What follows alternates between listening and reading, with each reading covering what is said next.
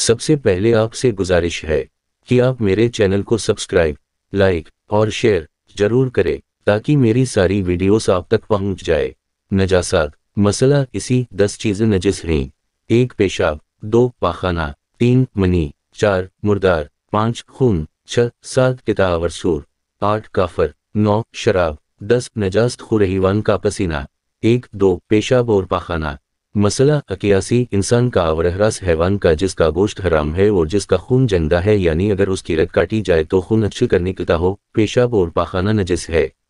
اور اس حیوان کا پاخانہ پاک ہے جس کا گوشت حرام ہے مگر اس کا خون اچھل کر نہیں نکلتا، مثلاً وہ مچھلی جس کا گوشت حرام ہے، اور اسی طرح گوشت نہ رکھنے والے چھوٹے حیوانوں مثلاً مکھی، مچھر کا فضلہ یا علائش بھی پاک ہے، لیکن حرام گوشت حیوان جب چلنے والا خون نہ رکھتا ہو، احتیاط لازم کی بنا پر اس کے پیشاب سے بھی پرہیز کرنا ضروری ہے۔ مسئلہ 82 جن پرندوں کا گوشت حرام ہے ان کا پیشاب اور فضلہ پاک ہے، لیکن اس سے پرہیز بہتر ہے۔ مسئلہ 83 نجاست خور حیوان کا پیشاب اور پاخانہ نجس ہے، اور اسی طرح اس بھیڑ کے بچے کا پیشاب اور پاخانہ جس نے سونی کا دودھ پیا نجس ہے، جس کی تفصیل بعد میں کھانے اور پینے کے احکام میں آئے گی۔ اسی طرح اس حیوان کا پیشاب اور پاخانہ بھی نجس ہے جس سے کسی انسان نے بدفعلی کی ہو۔ 3 منی مسئلہ 84 مرد کی اور احراس حرام گوشت نر جانور کی منی نجس ہے جس کا خون جندہ ذبح ہوتے وقت اس کی شرگ سے اچھل کر نکلے ہو، اور وہ رطوبت جو شہوت کے وقت عورتوں سے خارج ہوتی ہے اور اس کی جنابت کا سبب قرار پاتی ہے، جس کا تفصیلی بیان مسئلہ 345 میں آئے گا۔ منی کے حکم میں ہے اور احتیاط واجب کی بنا پر وہ حلال گوشت نر حیوان جس کا خون جندہ ہے اس کی منی سے پرہیز کرنا چاہیے۔ 4 مردار مسئلہ 85 انسان کی اور چلنے والا خون رکھنے والے ہر حیوان کی لاش نجس ہے، خواہ وہ قدرتی طور پر خود مرا ہو یا شرعی طریقے کے علاوہ کسی اور طریقہ سے ذبح کیا گیا ہو۔ مچھلی چونکہ چلنے والا خون نہیں رکھتی اس لیے پانی میں مر جائے تو بھی پاک ہے۔ مسئلہ 86 لاش کے وہ اجزاء جن میں جان نہیں ہوتی پاک ہیں، مثلاً پشم، بال، ہڈیاں اور دانت۔ مسئلہ 87 جب کسی انسان یا زندہ خون والے حیوان کے بدن سے اس کی زندگی کے دوران گوشت یا کوئی دوسرا حصہ جس میں جان ہو جدا کر لیا جائے تو وہ نجس ہے۔ مسئلہ 88 اگر ہونٹوں یا بدن کی کسی اور جگہ سے باریک سی تہا پپڑی جس میں روح نہ ہو اور آسانی سے اکھیڑ لی جائے تو وہ پاک ہے۔ مسئلہ 89 مردہ مرغی کے پیٹ سے جب انڈا نکلے وہ پاک ہے اگرچہ اس کا چھلکا سخت نہ ہوا ہو، لیکن اس کا چھلکا دھو لینا ضروری ہے۔ مسئلہ 90 اگر بھیڑ یا بکری کا بچہ میمنہ گھاس کھانے کے قابل ہونے سے پہلے مر جائے تو وہ پنیرما یا جواز کے شیردان میں ہوتا ہے، پاک ہے، لیکن اگر پتہ چلے کہ مایا ہے تو اس کے ظاہر کو مردار کے بدن سے ملے ہونے کی بنا پر باہر سے دھو لینا ضروری ہے۔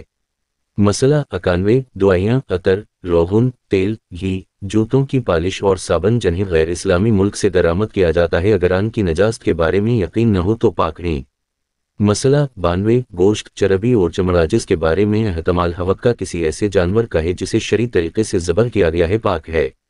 لیکن اگر یہ چیزیں کسی کافر کے ہاتھ سے لی گئی ہوں یا کسی ایسے مسلمان کے ہاتھ سے لی گئی ہوں جس نے کافر سے لی ہوں اور یہ تحقیق نہ کی ہو کہ آیا کسی ایسے جانور کی ہیں جسے شرعی طریقے سے ذبح کیا گیا ہے یا نہیں تو ایسے گوشت اور چربی کا کھانا حرام ہے، البتہ ایسے چمڑے پر نماز جائز ہے۔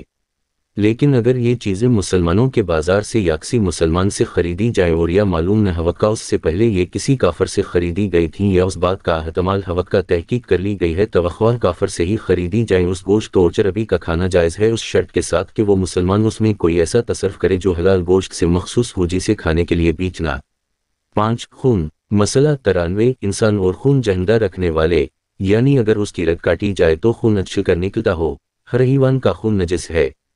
بس ایسے جانوروں مثلاً مچھلی اور مچھر کا خون جب اچھل کر نہیں نکلتا پاک ہے۔ مسئلہ 94 جن جانوروں کا گوشت حلال ہے اگر انہیں شرعی طریقے سے ذبح کیا جائے اور ضروری مقدار میں اس کا خون خارج ہو جائے تو جو خون بدن میں باقی رہ جائے وہ پاک ہے، لیکن اگر نکلنے والا خون جانور کے سانس کھینچنے سے یا اس کا اثر بلند جگہ پر ہونے کی وجہ سے بدن میں پلٹ جائے تو وہ نجس ہوگا۔ مسئلہ 95 مرغی کے انڈے کی زردی میں خون کا ذرا ہو تواس سے احتیاط مستحب کی بنا پر پرہیز کرنا ضروری ہے۔ مسئلہ 96 وہ خون جو بعض اوقات دودھ دوہتے وقت نظر آتا ہے نجس ہے اور دودھ کو بھی نجس کر دیتا ہے۔ مسئلہ 97 اگر دانتوں کے مسوڑوں سے نکلنے والا خون لاب دہن سے مخلوط ہو جانے پر حل ہو جائے تو لاب سے پرہیز لازم نہیں ہے۔ مسئلہ 98 جو خون چوٹ لگنے کی وجہ سے ناخن یا کھال کے نیچے جم جائے، اگر اس کی شکل ایسی ہو کہ لوگ اسے خون نہ کہیں تو وہ پاک، اور اگر سے خون کہیں اور ظاہر ہو جائے تو نجس ہوگا۔ ایسی صورت میں جبکہ ناخن یا کھال میں سوراخ ہو جائے، اگر خون کا نکالنا اور وضو یا غسل کے لیے اس مقام کا پاک کرنا بہت زیادہ تکلیف کا باعث ہو تو تیم کر لینا چاہیے۔ مسئلہ 99 اگر کسی شخص کو یہ پتہ نہ چلے کہ کھال کے نیچے خون جم گیا ہے یا چوٹ لگنے کی وجہ سے گوشت نے ایسی شکل اختیار کر لی ہے تو وہ پاک ہے۔ مسئلہ 100 اگر کھانا پکاتے ہوئے خون کا ایک ذرہ بھی اس میں گر جائے تو سارے کا سارا کھانا اور برتن احتیاط لازم کی بنا پر نجس ہو جائے گا۔ ابال، حرارت اور آگ انہیں پاک نہیں کر سکتے۔ مسئلہ 101 زخم کے اچھا ہوتے وقت اس کے اطراف میں جو مواد پیدا ہو جاتا ہے، اگر یہ معلوم نہ ہو کہ اس میں خون ملا ہوا ہے تو وہ پاک ہوگا۔ 7 قطع اور سور۔ مسئلہ 102 قطع اور سور نجس ہیں حتیٰ کہ ان کے بال، ہڈیاں، پنجے، ناخن اور رطوبتیں بھی نجس ہیں۔ 8 کافر۔ مسئلہ 103 کافر یعنی وہ شخص جو باری تعالیٰ کے وجود یا اس کی وحدانیت کا منکر ہو نجس ہے، اور اسی طرح غلات یعنی وہ لوگ جو ائمہ علیہ السلام میں سے کسی کو خدا کہیں یا یہ کہیں کہ خدا امام میں سما گیا ہے، اور خارجی و ناصبی یعنی وہ لوگ جو ائمہ علیہ السلام سے نفرت اور بغض کا اظہار کریں بھی نجس ہیں۔